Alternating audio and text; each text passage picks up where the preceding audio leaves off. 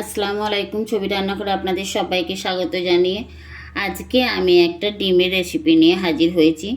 আমার চ্যানেলে যদি প্রথম এসে থাকেন বন্ধুরা, তাহলে আপনাদের কাছে অনুরোধ আমার চ্যানেলটিকে সাবস্ক্রাইব করে ভিডিওটিতে লাইক দিয়ে পুরো ভিডিওটা দেখতে থাকুন। আমি এই ডিমের রেসিপির জন্য এখানে 3টে সেদ্ধ ডিম আর একটা টমেটো নিয়েছি, আর বাকি যে মশলা নিয়েছি সেটা দেখাবো।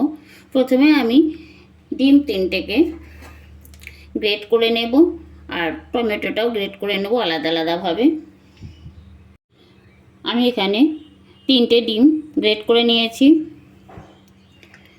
আর একটা টমেটোকে গ্রেট করে নিয়েছি, টমেটো পিউরি বানিয়ে নিয়েছি। এরপর দেখাচ্ছি গরম গরম ভাত, রুটি, পরোটার সাথে ডিমের এই রেসিপিটা দারুণ লাগবে।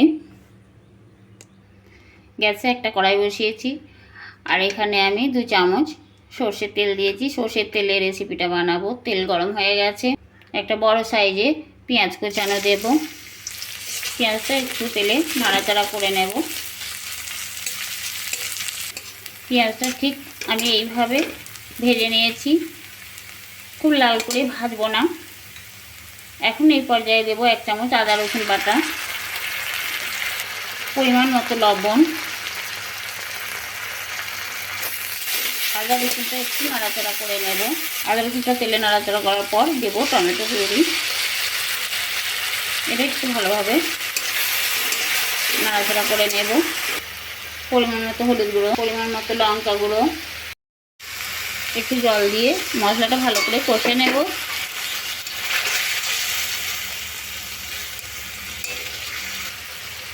এক চামচ ধনে আর জিরে গুঁড়ো।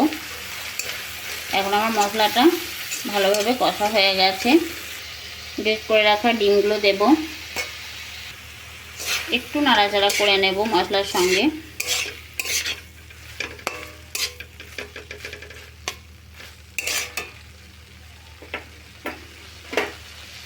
একটু জল দেব, জলটা সামান্য অল্প পরিমাণে দিয়েছি। এটা জল দিয়ে একটু জল দিয়ে আরও কিছুক্ষণ রান্না করে নেব।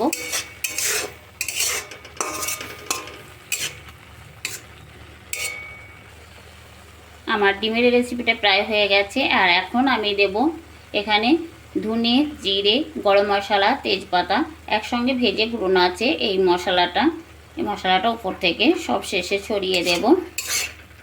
একবার নাড়াচাড়া করে নেব।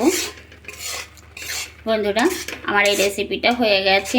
এই দেখুন কত সুন্দর ডিমের এই রেসিপিটা। এটা গরম গরম ভাত, রুটি, লুচি, পরোটা সবার সাথেই খাওয়া যায়।